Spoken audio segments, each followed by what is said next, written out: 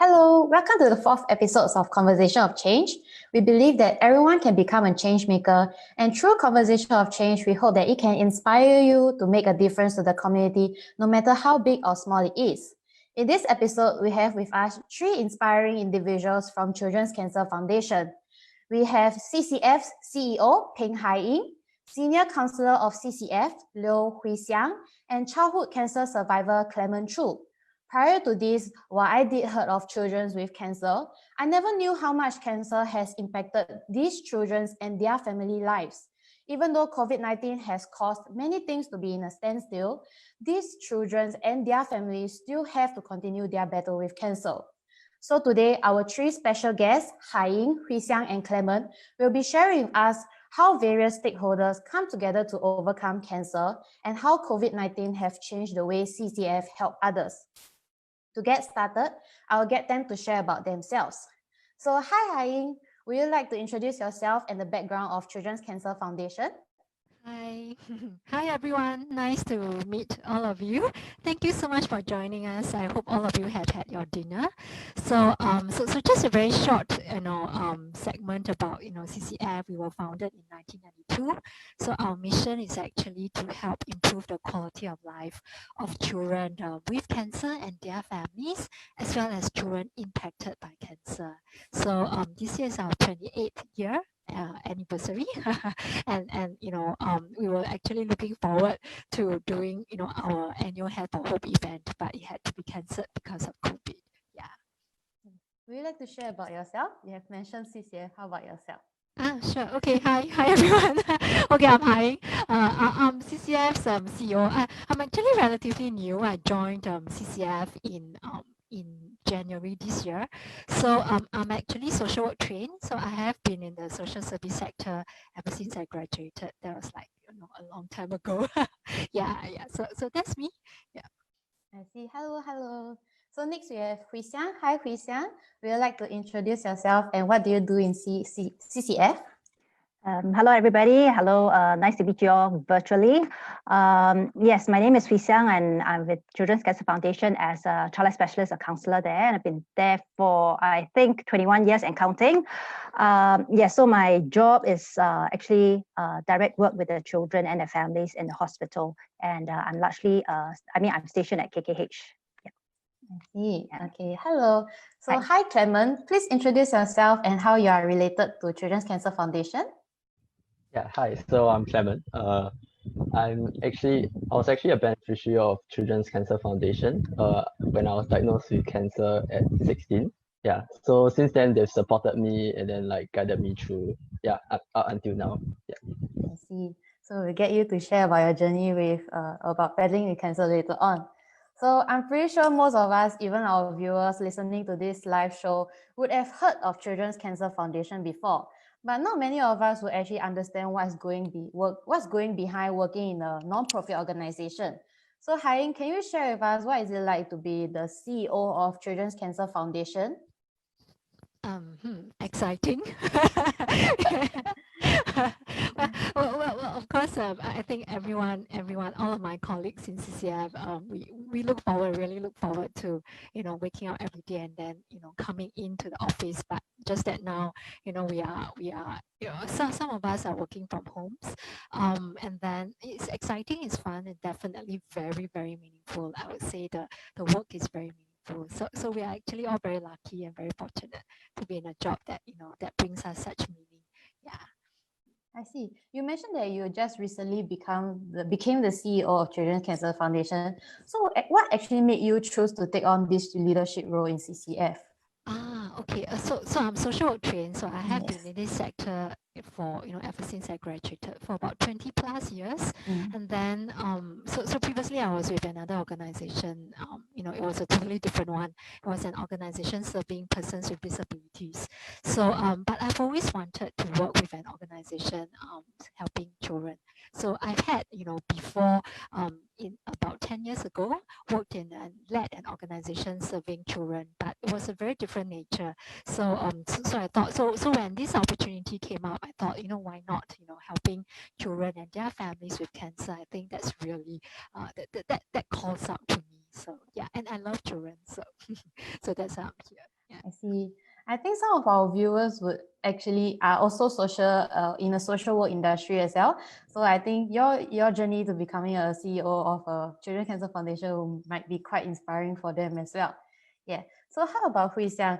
What is for your experience like working as a senior counselor in CCF? Well, every day is going to be is different. I guess there's a fair share of challenges and sadness, distress, but as well as joy as well. When I see children in their resilience, despite the very challenging situation, the very painful situation, yet the family can come together, with I think it's a community of people coming together to support them through this journey of which is pretty tough time. I mean, to say it very simply, I'm sure Clement can attest to that. It's a difficult time. So yeah, that's where what I do. Like every day is actually we don't know what we are going to get until we go to hospital and see what it is. Yeah. I see. Yeah. So you have actually interacted with many different children and have fair shares of cases. So can you share with us like one memorable experience you had working with the children? I think there's many memories that the children have blessed me with. So I wouldn't say that I have one specific really wow, moments, but there's many wow moments. And each child actually touched me in a very different way, so very unique, and that's what children and every person is unique in their own special ways. Yeah.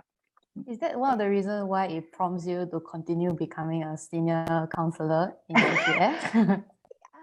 Yeah, I guess you can do that because every day is different, right? And we see different people, and how we touch people's heart and how people in return touch our hearts as well, and because no one person is actually the same, and therefore in my work it's not one way of doing the same thing again and again, and I guess in a certain way that kept me going. Yeah. I see. Yeah.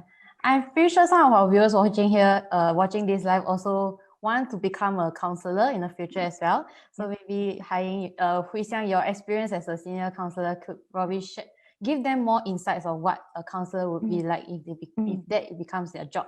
Yes. Sure. Yeah. So now we have understand what is it like working in CCF. We should also hear from their beneficiary.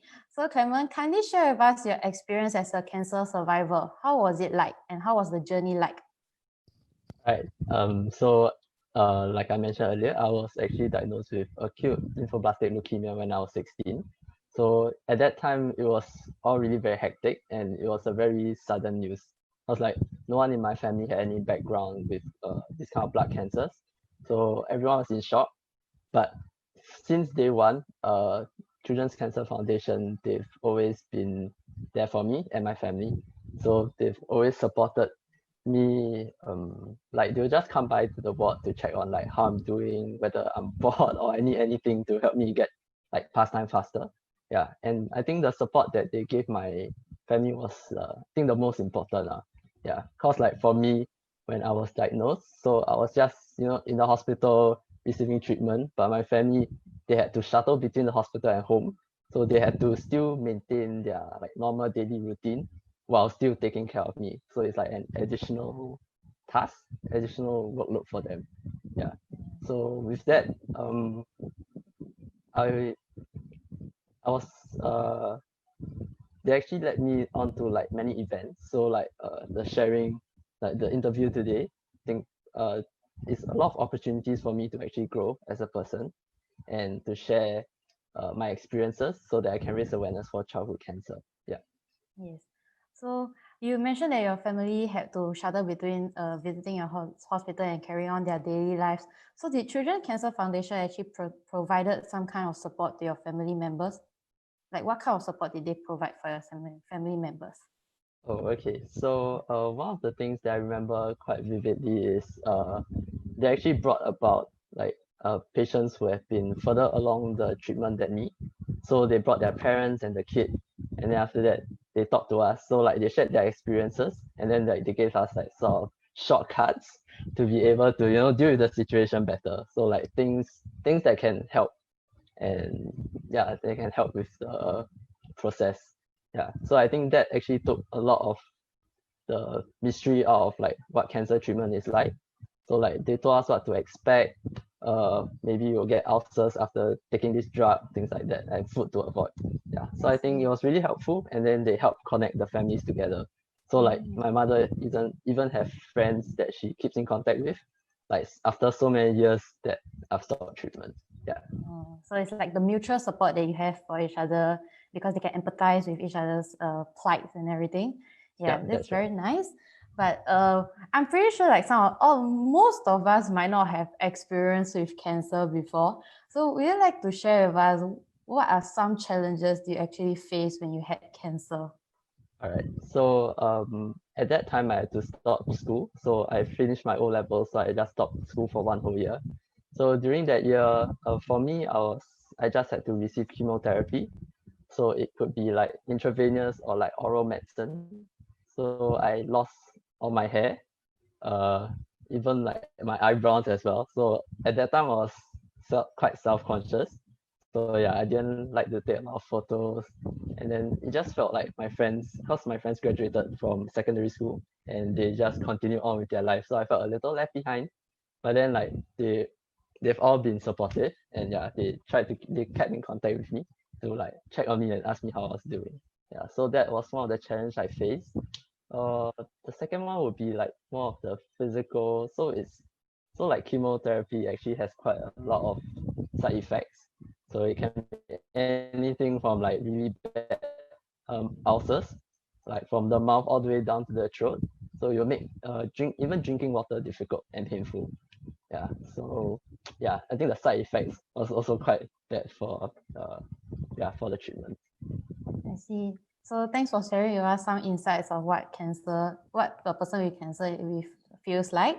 So now that we have gotten to know our three guests, so let's dive deeper into understanding how COVID-19 has actually changed the way Children's Cancer Foundation serve their beneficiaries. And we all know that COVID-19 has impacted many companies and organizations, and Children's Cancer Foundation has not been spared from this pandemic as well. So Hai Ying, would you like to share some of the challenges CCF actually faced during this COVID-19 period?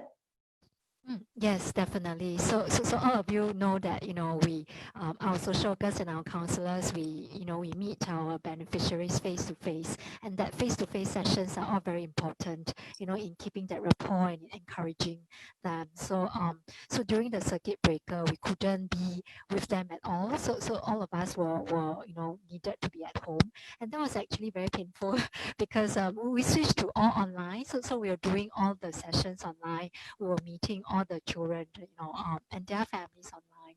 So even our PALS lessons. PALS is a program where we bridge. Children after having completed active treatment, but before returning to mainstream school, they actually do a period of studying with us, so that we can prep them for mainstream school. So that's called PALS. So even our PALS program had to be moved online. So that was challenging. It took a bit of adaptation, and our children were very excited to see one another still lah. Via Zoom. So that was the first challenge, not being able to see one another face to face. Then another one, which was what I mentioned just now, of course, our signature Have or Hope had to be cancelled. So we are not doing Have or Hope this year, and because of that, we CCF actually relies mainly on donations for our daily operations and for the help given to our beneficiaries. So there was a huge drop and dip in the support, especially in terms of donations. So these are the two main challenges. I see. So as the CEO of Children's Cancer Foundation, what are some challenges you have faced during this COVID-19 situation? Okay. well, personally, I've been a CCF shavee for like, the past, I think 10 years. Then when I started being CEOs of other organizations, I couldn't because my board was saying, no, we need a CEO with hair. So actually this year I wanted to, participate. I was really excited. I was really looking forward to hair for hope because I want to shave. So that was one, that was one sad thing. Another challenge will be because I joined in January. So it was very hard to not see, colleagues face to face. It was really hard. So we had to establish that connections, and that relationships, over Zoom. It was also hard not to be able to see our beneficiaries face to face. Yeah, I couldn't visit the two hospitals that the teams were at. I couldn't visit NUH and KKH. Yeah, that was personally my greatest challenge, not being able to see everyone. Yeah. I see. You mentioned that you are a shavee for the Hair for Hope. Can you share with us what is the experience like being a shavee? Because I'm pretty sure like some of our audience have not actually shaved their hair before. I also have never shaved my hair before. So I want to know what is it like, to be a shavee of Hair for Hope. I see. You won't know until you try. so go for it.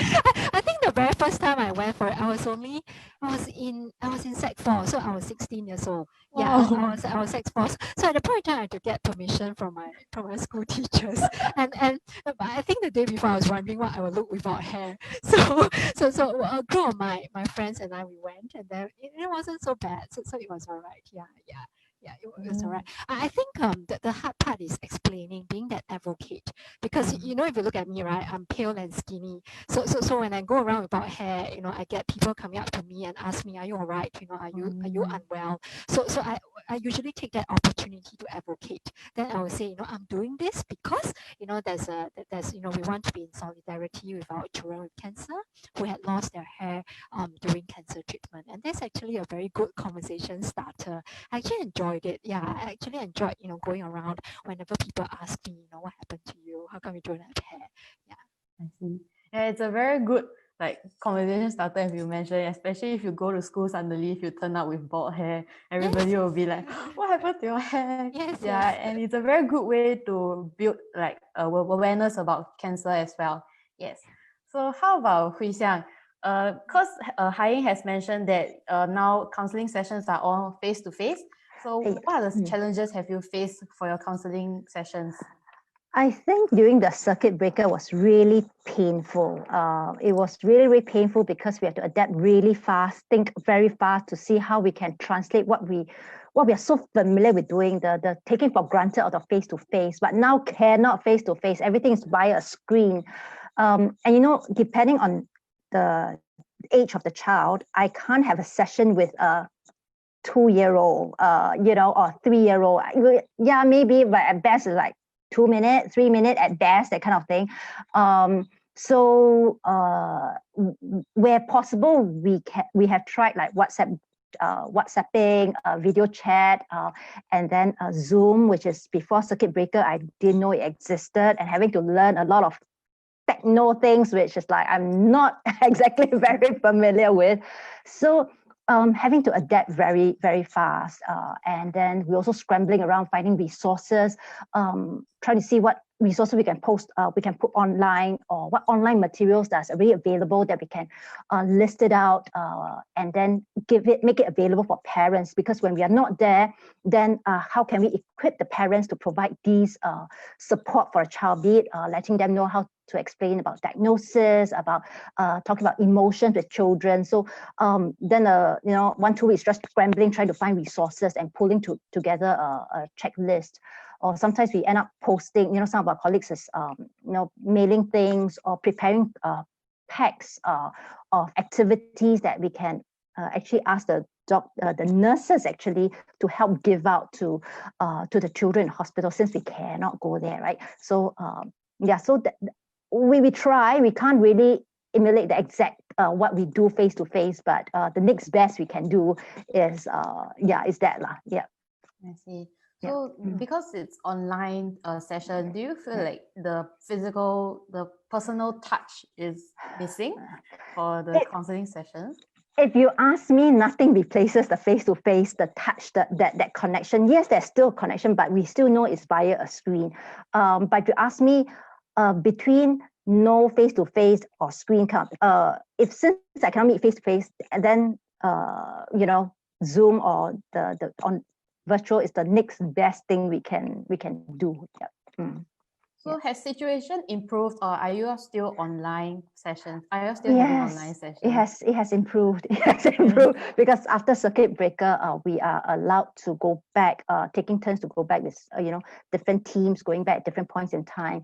So like whether it's 3-day work week, 2 days work from home, we will schedule and see the patients when we are in the hospital. So it has gotten much better.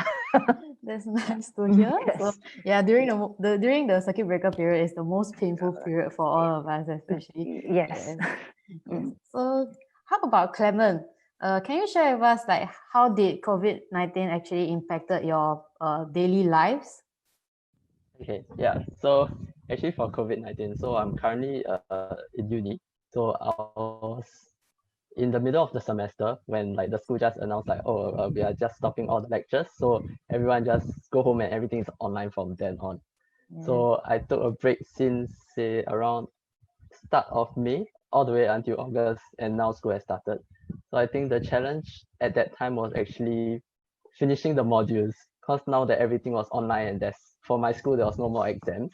So I might have slacked off a little bit the study part. Yeah. But yeah, that was one challenge. The other one was actually being stuck at home again. So that very long period. So I'm actually I like the outdoors a lot. So I like to go out, do like sports or anything. So like being stuck indoors actually made me made me quite down. Yeah, it made me feel quite down because like it's just these four walls that you're in day out. Yeah, but I think it's just important to just reach out with your friends or like just connect with family members over this tough period. Yeah. So you mentioned that you were feeling a bit down during the circuit breaker period. So do you do anything to cheer yourself up or pick up any hobbies at home? Oh, okay. Yeah. So I play the piano. Yeah. So I took the time to really just play a lot more. So I was like playing like 3-4 hours a day. I think I was like disturbing my neighbors also. Yeah. But I took the chance to like just start learning new pieces that I've found online that I find that it's nice. Other than that, I also just started exercising at home. Like you can just do a lot of exercise at home, use your own body weight, things like that. Yeah. Yes. What are some pieces have you learned over the circuit breaker period? So I learned so I like Chopin a lot. So I've learned the Nocturne in C minor. Yeah. So that song is like I already memorized it lah. So now it's just like trying to fine tune the stuff. Yeah, I'm learning the Chopin's Ballet No. 1. Yeah. So that one is like 10 pages long. So it's gonna take a while for me to memorize it. Yeah. You see, maybe after you memorize it, you can play for the children with cancer. You can cheer up their mood after hearing your beautiful piano skills. Yeah, you can do it, definitely. Right. So from what we have understand from Hai Ying, we actually know that COVID-19 actually caused the CCF's annual event Have for Hope to be cancelled. And we understand that CCF actually created a new initiative called the Hope Train, and you can see from all their screen backgrounds. Yeah, so in replace of Have for Hope. So Hai Ying, can you share a bit more about what the Hope Train is all about? Yes. So because so our tagline is actually because we had very sadly we had to cancel Have for Hope, right? But actually childhood cancer doesn't stop. Every day we still have children being diagnosed. So how do we create that awareness? So that was why our team, so we thought of the Hope Train, really bringing that awareness and also the educational aspects, to everyone, sharing them what it feels like, to have cancer. So this Hope Train, we'll be doing 4 activities over a period of 2 months. So it'll be until September. So the current activity is actually still view. Basically, when a child needs to go for an MRI, he or she cannot, move. And then what what it feels like, to be in an MRI machine, very scary, a very foreign environment, but yet you can't move. That sense of disempowerment is actually very huge. So we are trying to get all, everyone to join us in participating in all these activities. So please feel free to, do follow us on IG, Facebook, and do join us for these 4 activities. Very fun. You can join them with our families and friends. Yeah. You mentioned there's 4 activities, but you only introduced one. Can you introduce the other 3 as yes. well? Okay, the one, so we had the second activity. So this is second activity. The first activity was actually memory wheel, where we were, reminiscing, Have a Hope. So we actually asked, every Have a Hope participant who had ever joined us for Have a Hope to send us pictures and their memories of Have a Hope. So that was the first activity. So the second activity is happening now. It's still wheel, so staying still, and then just moving our faces, moving our eyes, yeah. And then the third activity coming up is actually smile wheel. We'll be going around collecting smiles. So this is a very easy. It's basically just to encourage everyone. Clement mentioned it's actually very down and dull in COVID times. So we do want to send a cheer to everyone. So we are going around collecting smiles. And then the last one will be we'll be having a very fun activity where you take pictures and then we'll have filters. So I think Xiamin, right? Yeah, we're very cute filters. So do join us for these very fun activities. Yeah. So you mentioned that the first activity was reminiscing about Have a Hope. Yes. So as you being a former Shavy, have you posted your picture online? No, I'm super camera shy, so I hardly take pictures. So I was trying to find all my, hair, photos with no hair from like 10 years ago. I couldn't. So yeah, I couldn't. But I'll definitely use the filters, the last activity. Yeah. Okay. How about Hsiang? Have you participated in the Stay Still challenge? No. But yes, in a sense of, but I do help children to understand more about MRI machines, what is required to go through, and supporting them before and during that whole that process lah. Yeah. So yeah. So you actually accompany the children for their MRI processes? If let's say the child require that level of support, yes, we will. But then we, normally we are not allowed into the room, so that's just as far I can go. For children who have high anxiety, sometimes I do accompany the parents and the child as near as we can during the scan. So to encourage more of our viewers to actually do the Stay Still challenge, maybe Clement, you can share a bit about how did the MRI experience go, so that our viewers can understand and maybe also participate in the challenge as well. Okay, yeah. So I can share about my own personal experience, right? Yes. Right. So when I was still receiving treatment, I actually got like a series of really bad headaches. So it's like really splitting headaches, and like I really had to close my eyes to try to wait for the pain to go away. Yeah, so at that time they scheduled me for an MRI to see if like there was anything wrong, like any blood clots in the head or whatnot. Yeah, so it's actually they will lead you to this really like huge room, and then that you can hear a lot of machinery going on at the back. So like there's always a hum in the background, and it's actually quite loud. So they'll just guide you onto the platform, make you lie on it, and then they'll have something to. So I was scanning my head, so they had something to fix my head in one position, and they told me like, oh, so you cannot move your head for like, I think like 20 or 30 minutes. And at that time I was like 20 or 30 minutes. Like I was not sure whether like I could do it or not. Yeah, but when it went in, I think it was quite okay. I think I dozed off at some point. Yeah, so it actually passed quite fast for me. But at that time I was already like around 16, 17 years old.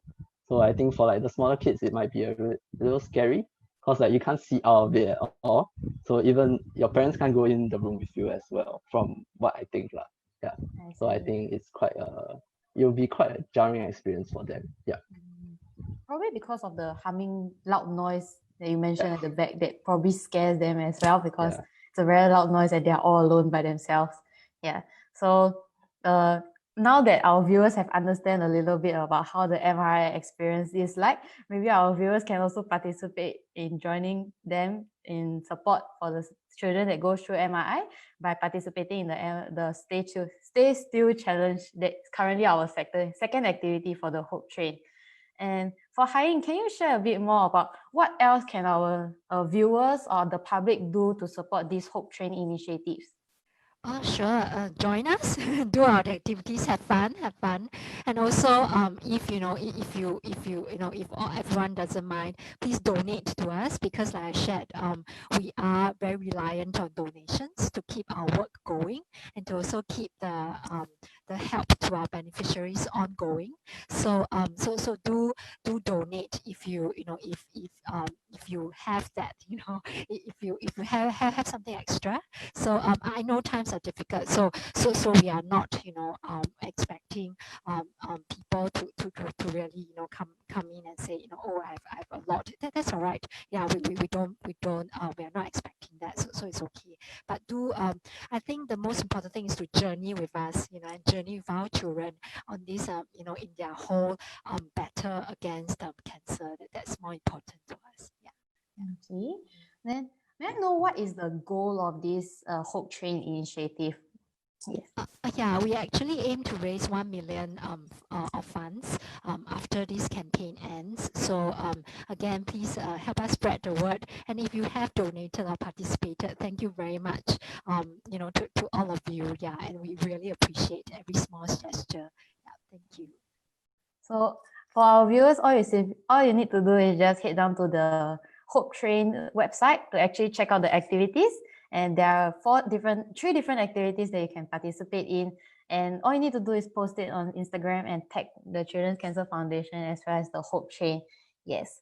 So now let's check if we have any, because we are open for Q&A questions. So our viewers, if you like to ask any questions regarding what is it like to work in a non-profit organization, or how is it like to be a children cancer survivor, you can leave your comments or your questions in our Facebook comment, and we see if we can answer any questions. I see that many people are saying hi to Clement. Clement, would you like to say a few words to your fans? Hi. Yeah, thank you for tuning in to this short interview today. Yeah, I wanna. Is it okay if I make a shout out to some people? Sure, please Yeah. go ahead. Right. So actually, I would like to make a shout out for my the CCF staff that have helped me over my journey. So I want to thank Valerie, Rachel, and Yokwa. So like they've really helped me along this journey, and like they've shown me like what I can do. So yeah, I just like to thank them for what they've done for me. Yeah.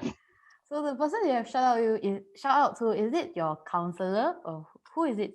Who is it that you shout out to?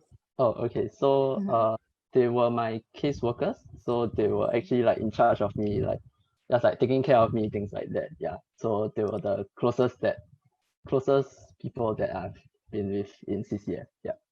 I see. So have you participated in the Stay Still challenge or any challenge of the Hope Train? No, I've not participated in it. Yeah. So I hope after this conversation of change, you can participate in it. Yes. Yeah. Yes, we will all participate in it. So let me see if there's any more questions posted for us. Okay.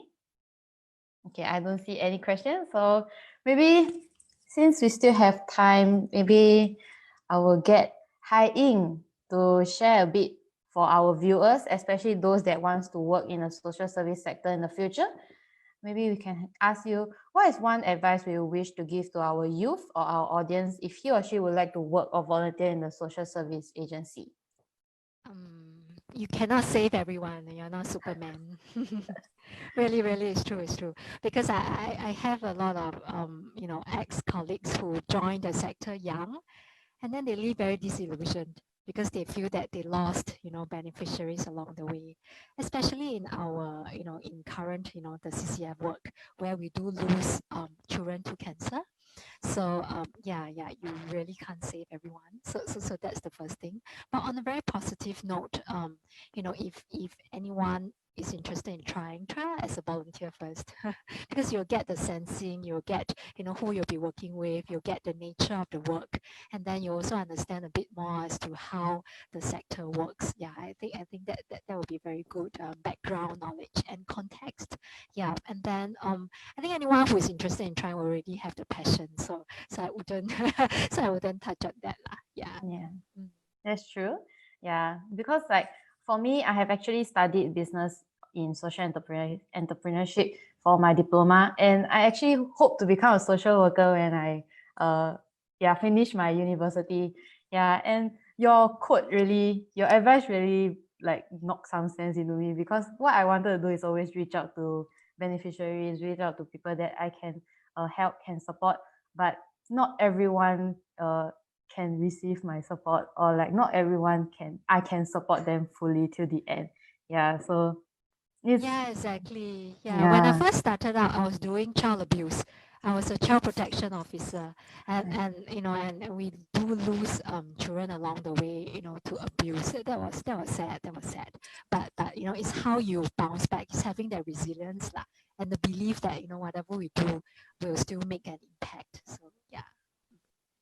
Looking forward to seeing you in the sector, Shermin. Yes, because I'm aiming to actually take social work in SUSS when I go to uni. Nice, yes. Yeah, So I hope to work in the social sector in the future as well. Yes. How about Hsiang? Because I know that some of my friends as well are actually interested to becoming a counselor in the future. So maybe you can share a bit about background on what a counselor is like, so that my friends or the viewers can actually understand a bit more. I think, I first started as a counselor when I was in CCF. So in CCF, we don't really differentiate. It's just between whether social work counselor, because it's just our training background.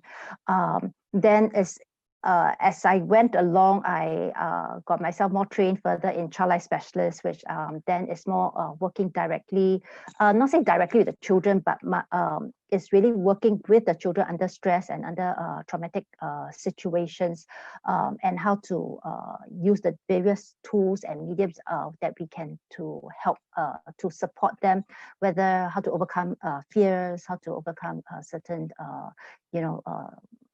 pain, be it pain or different scenarios that we are helping the children in. So so it's actually, if you ask counselor, social worker, at least in CCF, I know that other sector, other organization may actually, it is actually different fields altogether, but nonetheless, it's still social service, and still the clientele still to parents, to adults or children and all. Yeah, not sure if I answer your question. Yes, at least I got a bit of background of what counselors actually do in CCF. That's very nice, and I hope my friends or the viewers can actually understand a bit more as well. And we do have a question actually for you. For me, okay. Yes.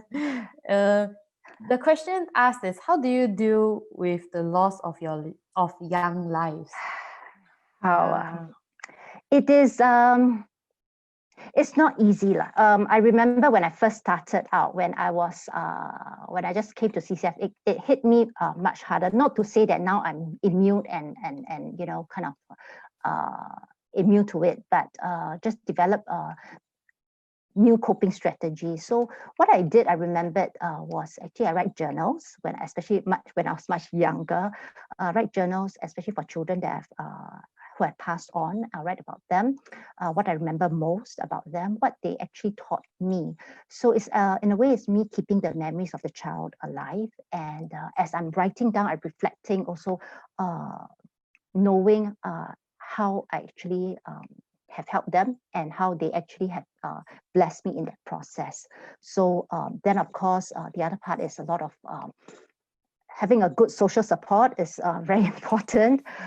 Knowing how to also have our own ways of de-stressing when need to cry. Yes, I will cry. I may not cry in buckets of water in front of the patients and all, but sometimes when I go to the funerals, when I was driving, I would just tear, and I was like, okay, when I'm there, I have to. I usually will will be in a more calmer state in a sense. So it is hard. I won't say that it is chill, the kind of thing. Obviously not lah. Yes. I see. How about Hai Ying? You have you also have experienced loss as well. So how do you actually cope with such a situation? I remember when I first experienced it, it was a family going through family violence. So the wife passed away because the husband, strangled her. So I had to take a break actually. Yeah, because of all I kept asking myself was, what could I have done differently? Was there anything that I could have done differently, so that the outcome is different? Yeah. So, but like what Hsiang said, the support is very important. So having the support of supervisors, of colleagues, of family members, and also I think I got through it because, I think of this word that my supervisor, of this sentence my supervisor told me, there's nothing more you can do. You have done your best. Yeah. So you can only do that. You can only do your best. So yeah, that kept me going. I think this experience also served a reminder for all of us, especially those that want to wander into the social service sectors, that such situations can occur, and we do need to be prepared for such situation as well. And just like what Hai Ying had mentioned before, we cannot save everyone.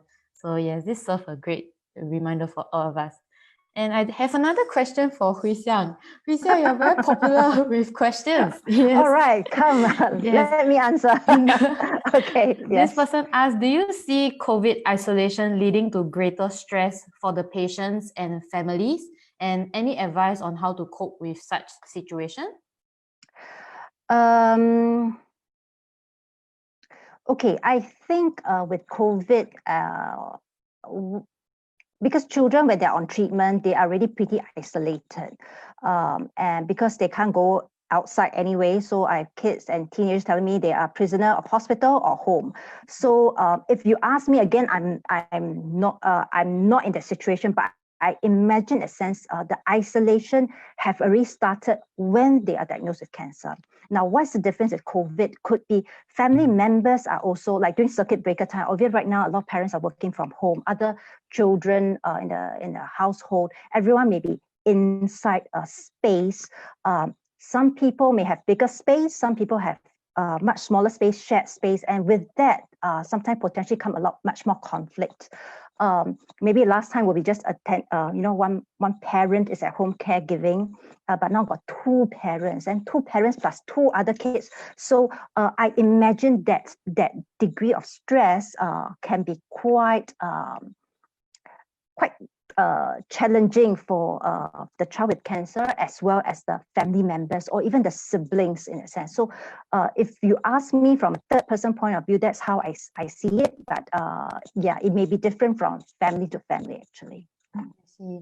So Clement, as a former person with cancer, do you felt any sense of isolation during the period of your treatment? Maybe you can share more about it? Oh yeah, yep. So during that time, because like all my friends have graduated and they've moved on, so like at that time I was just shuttling between the hospital and home. So even if they wanted to visit, like I had to make sure that my immunity system was not too compromised, so that they can come by. Otherwise, like there's a risk of them like passing on infections to me, which can be quite bad if the immunity is suppressed. So like I will easily get infections, fevers. So most of the time when I'm in the hospital, it's actually due to like infections. So after chemotherapy, usually the immunity will be suppressed, so it like drop very low, and it's very easy for me to get high fevers. Yeah. So yeah, I would say that there was actually quite a bit of isolation. Yeah. I see. So did you do anything, like what do you do to overcome this isolation period where you have settling between the hospital and your house?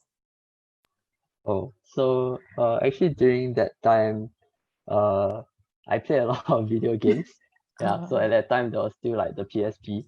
Yeah. So I just basically played my video games, like watch movies, videos, things like that. Yeah. So actually I was treated at NUH. So CCF actually has like a small little office there. and then they had like toys and like, you know, like games, movies, things that you can borrow from the library. Yeah. So I actually made use of that to, like, you know, pass the time faster while I was in the hospital. Yeah. I see. So there are many ways or many solutions on how you can cope with COVID isolation, especially for the children with cancer and their families. I think one way would be more more companionship from their family members as well. Yeah, because moral support and physical support is very important for children that is battling with cancer. Yes. And we do have a question for our CEO, Hai Ying. Yes, many people have actually asked, will there be any chance that Hair for Hope will come back? I think many of them are missing Hair for Hope this year. Yes, all of us are missing Hair for Hope. So we are taking a break this year, but we hope to be back next year, okay? And I hope to see all of you, everyone next year. Yeah. Yes. Okay, I think it's time for us to wrap up our conversation of change. Yes. So before we wrap up conversation of change, Hai Ying, would you like to leave a word for our viewers? Thank you everyone for joining us. Thank you so much for taking time. Thank you, Clement, for joining us. It's nice, it's really nice to see you. And yeah, just like to say, have fun, join us on the Hope Train. And I hope everyone has fun being with us. And then, take care during this COVID period. And we really hope to see all of you next year for Have a Hope. Thank you. Yes. So we have come to the end of Conversation of Change. We have definitely learned about a lot more about the background of Children's Cancer Foundation, as well as the new initiative of the Hope Train. And it has been an insightful talk with you guys, and we thank you guys for joining us this evening. So for our viewers, if you are interested in knowing more about the Hope Train, you can visit their website at thehopetrain.com, .sg, sorry, apologies. So www.thehopetrain.sg, as you can see on the slides here, as well as if you like to support Children's Cancer Foundation, you can also visit their website at www.ccf.org.sg. And for those who like to make a donation for CCF, you can actually scan the QR code that is available on the screen to donate to CCF as well. Yes. So to wrap up Conversation of Change, we have actually gone through, we have introduced our three guests of today, Hai Ying, Hsiang, and Clement. So all of them are stakeholders of Conversation of Change as stakeholders of Children's Cancer Foundation, as well as how they come together to battle cancer. And for our viewers, if you like this Conversation of Change, please continue to support us. We will have more episodes coming out in the next few weeks and next few months. And please support Conversation of Change as well as Children's Cancer Foundation, because their Hair for Hope has been cancelled this year due to COVID-19. But we hope that the support that they receive from Hair for Hope can be passed on to the Hope Train. It will show more support to the children with cancer. So you can scan the donation on the QR code to make a donation, as well as visit their campaign to participate in their activities. So to reiterate, there are 3 activities because one has passed already. Yeah, but there's 3 more that you can participate in. Currently, we are in the still view. So you can participate in the Stay Still Challenge, where you understand how children taking the MRI feels like. And all you have to do is take a video of yourself during the activities and post it onto Instagram and hashtag CCF and the Hope Train. Yes. And so we have come to the end of Conversation of Change. We thank you guys for your time, and we hope to see you in our next one. Thank you and bye-bye.